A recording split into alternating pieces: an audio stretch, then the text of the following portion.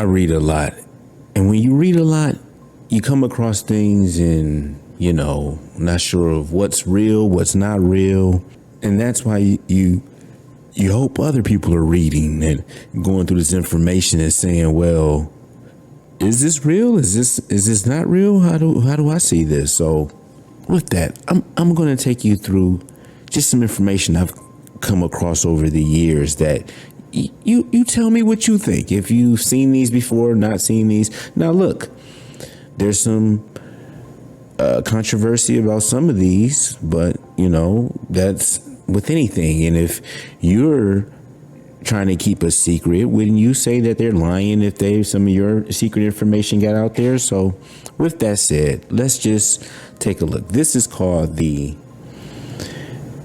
and pause and reading these. I'm not going to go through any of these in detail, but this is the Twining memo, where you see the phenomenon reported is something real and is not visionary or fictitious.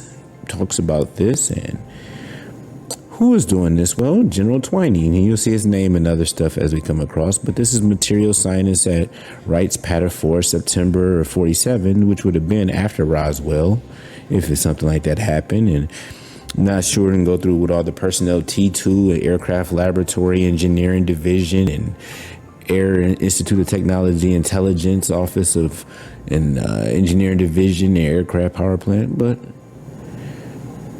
some things you can, go through and read, pause. You can look these up online too as well. Don't hesitate to go look these up online. This is the Hotel memo from the FBI, to the director of FBI. You know who that is. Guy Hotel. Actually, we have a little clearer version we can look at here if you want. But this is the unredacted version. See, this one has some redactions there of who the special agent was and who their source was. And this is actually, this is all FBI, so this is real. This is not anything fake. From March of 1950. Now, they'll argue, they'll tell you they haven't investigated these claims. That's what they'll tell you. But, and I have theories about that in terms of the CIA and FBI being a little bit jealous, but okay. But anyway, and they talk here that they get this information that the Air Forces recovered 3 so-called flying saucers from New Mexico, and they believe it was secondary to the high-powered radar setup in that area to interfere with the controlling mechanisms in March of 1950. But, we didn't know about this till now. How could they have kept this hidden from us? Next here, we have a memo from, this is our partners to the north here in Canada, November of 1950, where this engineer for them, a senior radio engineer, W.B. Smith, was talking, and go slowly so you can pause this and look through that. Some work they were doing, they were doing some free energy stuff, it seemed like was happening, right? And they, were finding some modest gains, but it was an interesting field to continue down and lines to continue down. But they also, or he became to the idea of, so he had the idea this was somewhat similar to what, they call flying saucer technology. And when he did some research into it, you will see that he found from the Canadian Embassy that this is a matter that for the United States, the matter is the most highly classified subject, rating higher than even the H-bomb. They exist. Their modus operandi is unknown, but Dr. Bush was involved in a concentrated effort, and this was considered to be of tremendous importance. And so, he was saying, what are we doing with our efforts? And we need to know what's going on and blah, blah, blah, blah, blah. So now we get to the mother lode. If you have not seen this before, this is known as the Eisenhower Briefing Document. It is a one-of-one paper prepared for President Eisenhower as he took office. But, this, I guess, the president-elect as he was, after he was elected. But, you got to wonder what presidents didn't get a briefing like this. So read through it. It talks about how it was set up. We got here Dr. Bush there and General Twining and a bunch of other names. The first CIA director and the second CIA director, if I'm not mistaken.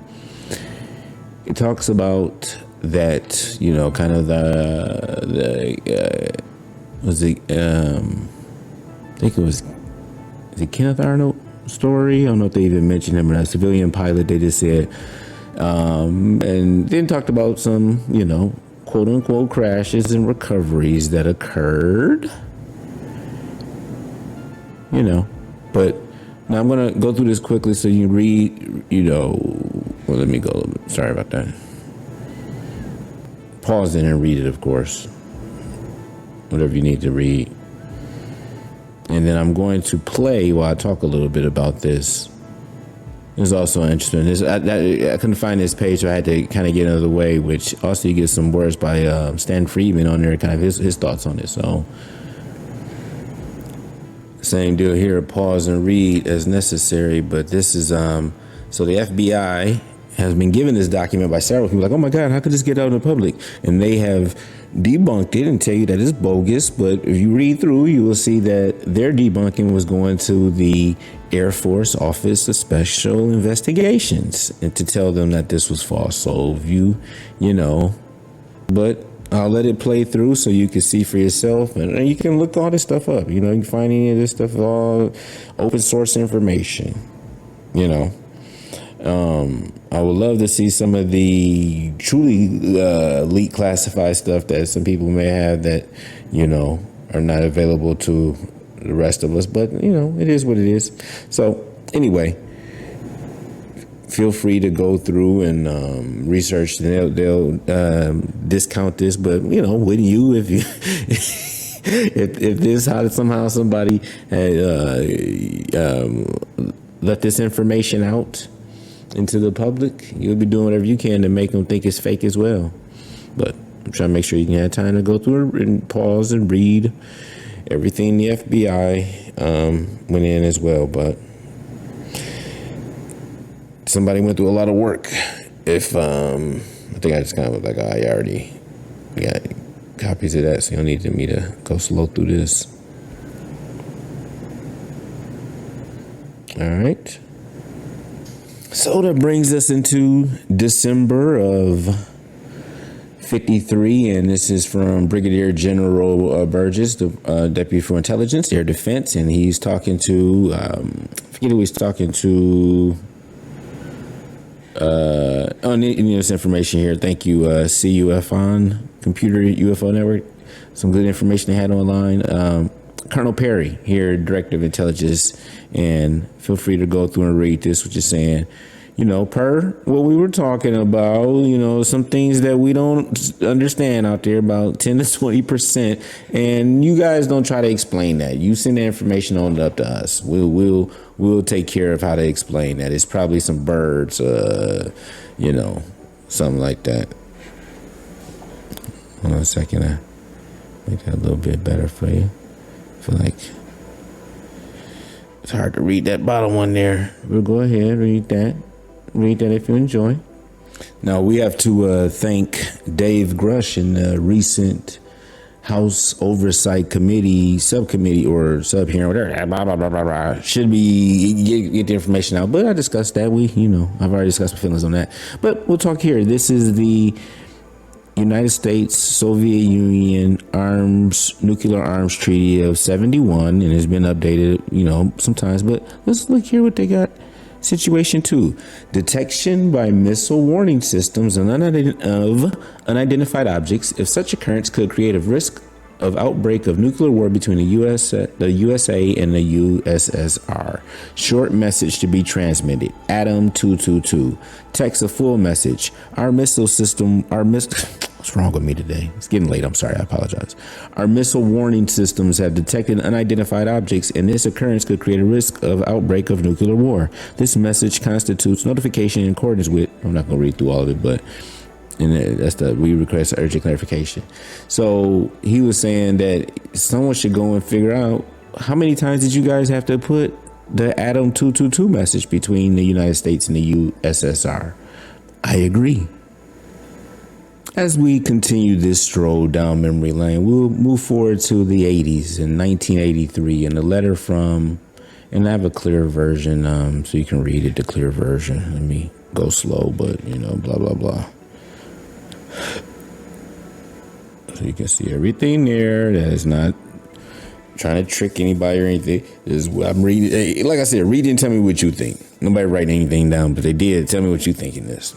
So this is Dr. Sarbacher, who I believe was a student of Einstein, but he was writing to my back saying, sorry, but yeah, get back with you. Yeah, it's some flying saucers. It's real. Yeah, all that. Yeah, I know about it.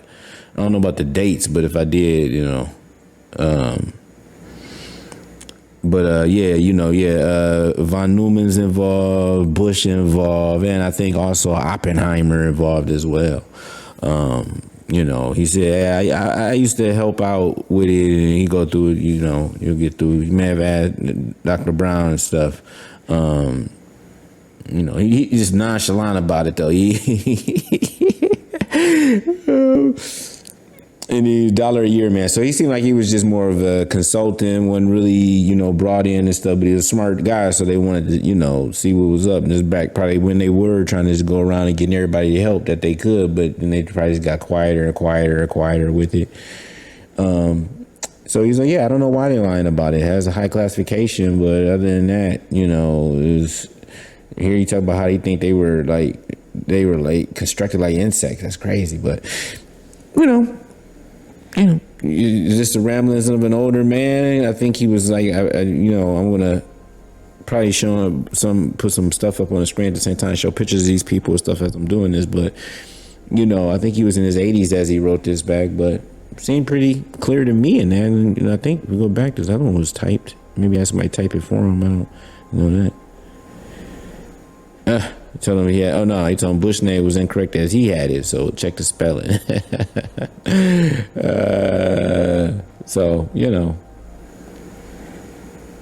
So lastly here, I have was considered the EWD notes or the Admiral Wilson memo, which Dr. Eric Davis, who, my previous video I said I would have. Yeah, of course. And my advisory board, was talking here with a former joint chief. I think he was an admiral and was head of the Defense Intelligence Agency at one point. But long story short, read here. He just said that came to his attention that there was a recovery group, and he was told, even as the Joint Chief Head of Intelligence, who reports directly to the president, don't have a need to know, buddy. And if you keep bothering us, we go take a star off you. Allegedly, all this happened. So, read it for yourself. Go look it up. He denies it now. And he said in here, if somebody ever knew about this, I'm gonna deny it. But I guess he's wanted to get off his back. He was like a Dave Grush then, but didn't feel he had the support from anybody else. So that's how I kind of see it. But my next video where I talk about one of our steps, we go kind of start putting together a list of who we need to subpoena. And I think Admiral Wilson need to come and talk to the American people. I think that would be super helpful for us to kind of get a sense of, under oath, was this real, or it was all lies with what this is about you. So let's get a sense of that. Let's get to the bottom of this. Let's get some people in. There's a couple of people we'll bring in. We'll discuss that. We'll bring them on in, get them under oath, and then ask some questions, because we'll talk about the list. But with that, I love you. You love you. God loves us. And that's all that matters.